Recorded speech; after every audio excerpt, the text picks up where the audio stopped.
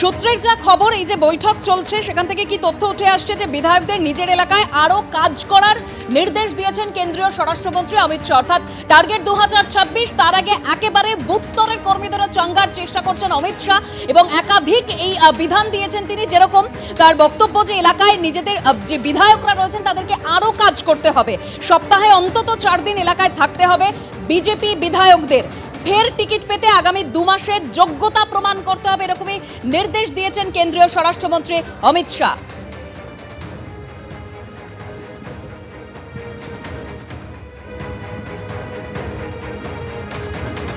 সল্টলেকের একটি হোটেলে বৈঠক করছেন কেন্দ্রীয় স্বরাষ্ট্রমন্ত্রী অমিত শাহ, যেখানে দিলীপ ঘোষকে নিয়ে শুভেন্দু অধিকারী, সুকান্ত মজুমদার, শ্রমিক ভট্টাচার্যের সঙ্গে বৈঠক করছেন অমিত শাহ। এবং এই যে বৈঠক চলছে, সূত্র মারফত যা খবর পাওয়া যাচ্ছে, বিধায়কদের নিজের এলাকায় আরও কাজ করার নির্দেশ দিয়েছেন কেন্দ্রীয় স্বরাষ্ট্রমন্ত্রী। সপ্তাহে অন্তত 4 দিন এলাকায় থাকতে হবে বিজেপি বিধায়কদের, ফের টিকিট পেতে আগামী 2 মাসে যোগ্যতা প্রমাণ করতে হবে, এরকমই নির্দেশ দিয়েছেন কেন্দ্রীয় স্বরাষ্ট্রমন্ত্রী। আর এই বৈঠকের পরই তিনি সায়েন্স সিটিতে যাবেন বৈঠক করতে, আর আজকে তার ঠনঠনিয়া কালীবাড়িতে যাওয়ার কথা রয়েছে। 3 দিনের সফরে রয়েছেন কেন্দ্রীয় স্বরাষ্ট্রমন্ত্রী এবং সেখানে পাখির চোখ 2026। এই বৈঠক থেকে আর সূত্র মারফত কি কি তথ্য সামনে আসছে, সরাসরি চলে যাব আমাদের প্রতিনিধি শিবাশিস মৌলিকের কাছে। শিবাশিস, কিছুক্ষণের মধ্যে অল্টিয়ারের এই হোটেল থেকে বের হবেন এবং সায়েন্স সিটি তার যে কর্মসূচি, সেই সায়েন্স সিটির কর্মসূচিতে যোগ দিতে যাবেন কেন্দ্রীয় স্বরাষ্ট্রমন্ত্রী। সেখানে কলকাতা সংলগ্ন যে 4টি সাংগঠনিক জেলা, সেই 4 সাংগঠনিক জেলার মন্ডল স্তরের কার্যকর্তাদের সঙ্গে তিনি বৈঠক করার কথা রয়েছে। তার আগে আমরা যে ছবি দেখতে পাচ্ছি যে একে একে কিন্তু হোটেল থেকে অমিত শাহের ওই বৈঠকেও যারা উপস্থিত হবেন, সুকান্ত মজুমদার, সুনীল বানসাল, তারা একে একে কিন্তু বেরিয়ে যাচ্ছেন, সেই ছবি আমরা দেখতে পাচ্ছি। এরপরে একটু পরে অমিত শাহ রওনা দেবেন।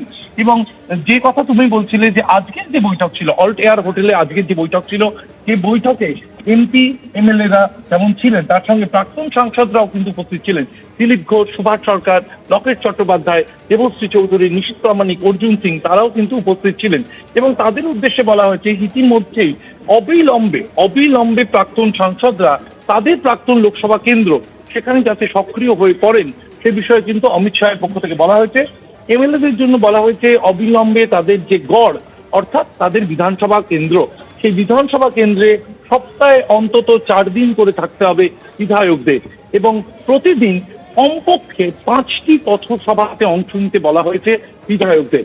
এবং সেই যে পথসভা, সেই পথসভাতে সেখান থেকে তারা আগামী 2 মাসে এই টাস্কের কতটা তারা পূরণ করতে পারছেন, দলের যে আশা তা কতটা পূরণ করতে পারছেন, তার উপর কিন্তু নির্ভর করছে আগামী দিনে তাদের টিকিট পাওয়ার কথা। সে বিষয়টা কিন্তু সামনে উঠে আসছে। আমরা দেখতে পাচ্ছি ইতিমধ্যেই বিভিন্ন যে প্রাক্তন সাংসদ দিলীপ ঘোষ, তিনি পর্যন্ত উপস্থিত রয়েছেন এবং সেক্ষেত্রে প্রাক্তন সাংসদরা তাদের আজকে উপস্থিতি কিন্তু চোখে পড়ার মতো ছিল। অন্যদিকে বিধায়ক বা বর্তমান যারা সাংসদ রয়েছেন, সেই বর্তমান সাংসদরা তাদেরকেও আজকে উপস্থিত হতে বলা হয়েছে। তারা এসেছেন, তাদেরকে একেবারে হোম টাস্ক বেঁধে দিলেন হোম মিনিস্টার, অর্থাৎ অমিত শাহ একেবারে কিন্তু তাদেরকে একেবারে লিখে কি কি করণীয় নিজের এলাকায়। এবং 26-এর যে ভোট, 26-এর ভোটে বিজেপি যে ভোট, 26-এর ভোটে বিজেপির 2021-এর জয়ী আসনে যদি জয়যুক্ত হতে, আমি একবার যাওয়ার চেষ্টা করব। দিলীপ দা, বহুদিন পর দলের সাংগঠনিক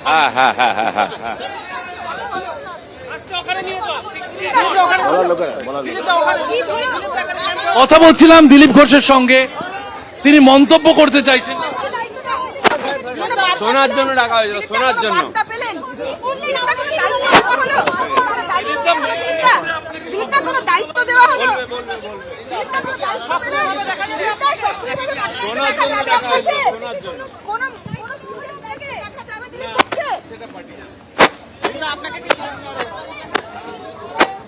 যেমনটা দিলীপ ঘোষ বলছেন যে 26-এর ভোটে তার কি দায়িত্ব তা পার্টি জানে, কিন্তু যেমনটা আমরা জানতে পেরেছি তাতে দিলীপ ঘোষ ফের একবার বঙ্গ বিজেপির চালকের আসনে কিন্তু দেখা যেতে পারে দিলীপ ঘোষে। প্রাক্তন সাংসদ যারা উপস্থিত ছিলেন, আপনিও ছিলেন নিশীথ দা, আপনাকে কোচবিহারে আরো সক্রিয় হতে বলা হলো। দেখো, যেমনটা জানা যাচ্ছে তাতে প্রাক্তন যে সাংসদদের আজকে ডাকা হয়েছিল, নিশীথ প্রামাণিক সেখানে উপস্থিত রয়েছেন, একটু আগে দিলীপ ঘোষ বেরোলেন, লকেট চট্টোপাধ্যায় আছেন, দেবশ্রী চৌধুরী আছেন, তাদেরকে কিন্তু তাদের যে প্রাক্তন লোকসভা কেন্দ্র, সেই সব লোকসভা কেন্দ্রে তাদেরকে অবিলম্বে সক্রিয় হতে বলা হয়েছে। কারণ 26-এ এই যে প্রাক্তন সাংসদরা তারা বিধানসভা ভোটে হয়তো প্রতিদ্বন্দ্বিতা করবেন এবং প্রতিদ্বন্দ্বিতার ক্ষেত্রে সেক্ষেত্রে কিন্তু সেজন্যই তাদের অবিলম্বে নিজের নিজের এলাকায় সক্রিয় হতে বলা হয়েছে। যে এছাড়াও বিশেষ চমক হিসেবে আজ দিলীপ ঘোষের উপস্থিতি, কয়েক মাস পর সাংগঠনিক কাজে দেখা গেল দিলীপ ঘোষের উপস্থিতি এবং তার সঙ্গে কিন্তু দেখা গেল দিলীপ ঘোষ, শ্রমিক ভট্টাচার্য, সুকান্ত মজুমদার, শ্রমিক ভট্টাচার্য, অমিত শাহ এবং বিজেপির সাংগঠনিকভাবে সর্বভারতীয় সাধারণ সম্পাদক বিএল সন্তোষ তারা আলাদা করে উপরে তারা মধ্যাহ্নভোজ ছাড়েন এবং সে সময় তাদের মধ্যে একটি ঘরোয়া বৈঠক হয়। বেশ কিছু ঘরোয়া বিষয় আলোচনা হয়েছে, ঘর গোছানোর বিষয়, এমনটাই বৈঠক সূত্রে জানা যাচ্ছে। 3 দিনের রাজ্য সফরে রয়েছেন কেন্দ্রীয় স্বরাষ্ট্রমন্ত্রী। আজ তার শেষ দিন এবং শেষ দিনেও তার ঠাসা কর্মসূচি। সল্টলেকের একটি হোটেলে তিনি বৈঠক করছেন এবং সেখানে যে তথ্য ইতিমধ্যেই সামনে আসছে, শুভেন্দু অধিকারী, সুকান্ত মজুমদার, দিলীপ ঘোষ এবং শ্রমিক ভট্টাচার্যদের সঙ্গে আলাদা, এই 4 জনের সঙ্গে আলাদা বৈঠক করছেন কেন্দ্রীয় স্বরাষ্ট্রমন্ত্রী অমিত শাহ।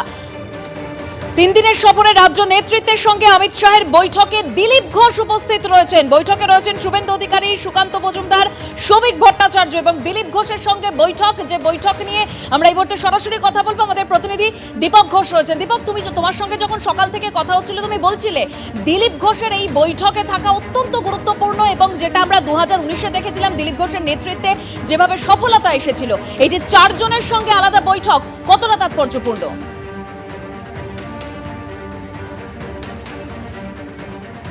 দেখো, বিশেষ করে দিলীপ ঘোষকে ডেকে পাঠানো অত্যন্ত তাৎপর্যপূর্ণ, তার কারণ দল কিন্তু প্রথম থেকে দিলীপ ঘোষকে নিয়ে প্রচুর বিতর্ক হয়েছে এবং সর্বশেষ বিতর্কটা তুমি জানো যে দীঘাতে যখন জগন্নাথ মন্দির উদ্বোধনের পরে মুখ্যমন্ত্রীর সঙ্গে তিনি সৌজন্য সাক্ষাৎ করেন, সে জল বহুদূর গড়িয়েছিল এবং তারপরেই কিন্তু দিলীপ ঘোষকে সমস্ত রকম কর্মসূচি থেকে কার্যত ছেঁটে ফেলা হয়।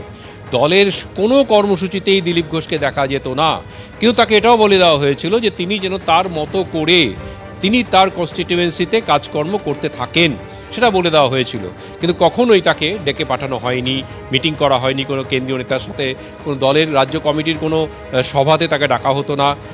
এই জায়গায় দাঁড়িয়ে দলের একটা বড় অংশ যখন মনে করছিল যে দিলীপ ঘোষের প্রয়োজনীয়তা রয়েছে 2026-এর নির্বাচনী যুদ্ধে, দিলীপ ঘোষের প্রয়োজনীয়তা এই কারণেই রয়েছে, তারা মনে করেন যে দলের একটা অংশ, বড় অংশ, বিশেষ করে নিচু তলার কর্মীরা মনে করেন যে দিলীপ ঘোষের মতো একজন কোট আনকোট ডাকাবুকো নেতা দরকার, অর্থাৎ যিনি চোখে চোখ রেখে প্রতিপক্ষের সঙ্গে লড়াই করবেন, যেটা 2015 থেকে 2021 পর্যন্ত একটা বড় অংশ সময় তিনি লড়াইটা করেছেন এবং যার ফসল বিজেপি ঘরে তুলতে পেরেছিল। কিন্তু বিতর্কের জেরে তাকে দূরে সরিয়ে রাখতে হয়েছিল। আজকে হয়তো সেই দূরত্বটা ঘুচল এবং তাকে দলের মূল কর্মসূচির সঙ্গে একাত্ম করার প্রয়াস হয়তো শুরু হলো এবং আলাদা করে আজকে অমিত শাহ বৈঠক করলেন দিলীপ ঘোষ, প্রাক্তন রাজ্য সভাপতি, এবং আরও একজন প্রাক্তন রাজ্য সভাপতি সুকান্ত মজুমদার, এবং সেই সঙ্গে বর্তমান রাজ্য সভাপতি শ্রমিক ভট্টাচার্য এবং বিরোধী দলনেতা শুভেন্দু অধিকারী। এই 4 জনকে নিয়ে বলতে পারো যে দলের এই মুহূর্তে 4 মাথা, গুরুত্বপূর্ণ 4 জন নেতা, এই 4 জনকে নিয়ে আলাদা করে অমিত শাহ বৈঠকে বসলেন এবং আগামী দিনে দল কিভাবে নেতৃত্ব দেবে রাজ্য বিজেপিকে, সেই দায়িত্ব রাজ্য বিজেপি নেতৃত্বকে কাঁধে তুলে নিতে হবে। তার কারণ বাইরে থেকে অমিত শাহ আসবেন যাবেন, প্রধানমন্ত্রী আসবেন যাবেন, বাইরের নেতৃত্ব এসে তারা কিছু দায়িত্ব পালন করবে, কিন্তু পশ্চিমবঙ্গের মানুষকে, পশ্চিমবঙ্গের ভোটারকে এবং পশ্চিমবঙ্গের দলের কর্মীদেরকে সঙ্গে নিয়ে চলা, ইভিএম পর্যন্ত তাদেরকে পৌঁছে দেওয়া, তার মতবাদটাকে সেখানে আঙুলের ডগায় নিয়ে এসে ইভিএম মেশিনে চাপ দেওয়া, এই যে গোটা প্রক্রিয়াটা করা, এই প্রক্রিয়াটার জন্য এই 4 জনের ভূমিকা অত্যন্ত গুরুত্বপূর্ণ। একদম দীপক, তুমি আমাদের সঙ্গে থাকো। তাই সেই 4 জনকে নিয়ে বৈঠক করেছেন কেন্দ্রীয় স্বরাষ্ট্রমন্ত্রী অমিত শাহ। আর আজকে এই বৈঠকে ঢোকার সময় শুভেন্দু অধিকারী তিনি বলছেন সকাল থেকেই উজ্জীবিত। কি বলেছেন শোনাবো। কতটা অমিত শাহের এই বৈঠক, এই বৈঠকের আগে আপনারা কতটা উজ্জীবিত দিচ্ছেন? সকলে উজ্জীবিত। আমরা জিতবো, 26-এ পরিবর্তন হবে, আসল পরিবর্তন। আমি আবারও চলে যাব সরাসরি দীপক ঘোষের কাছে। দীপক, তুমি যেরকম বলছিলে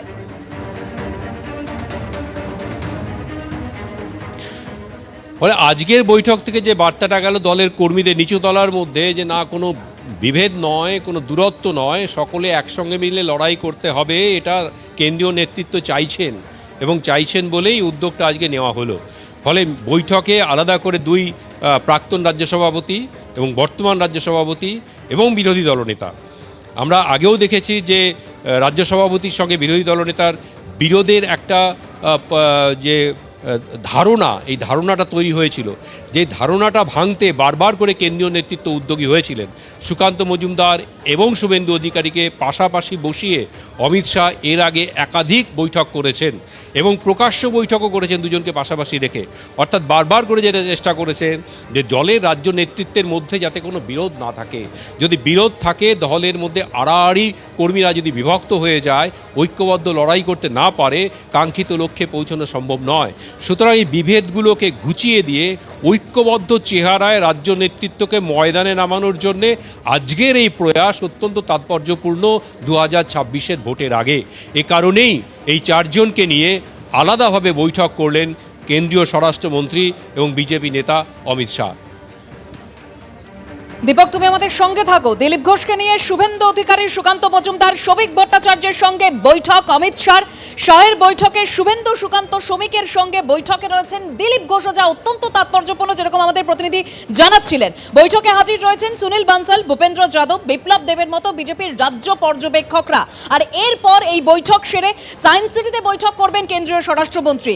কলকাতার সমস্ত বুথ কর্মীদের নিয়ে বৈঠক করবেন তিনি। বিকেল 3:30 নাগাদ ঠনঠনিয়া কালীবাড়ি যাওয়ার কথা রয়েছেন অমিত শাহ। এবিপি আনন্দ, এগিয়ে থাকে, এগিয়ে রাখে।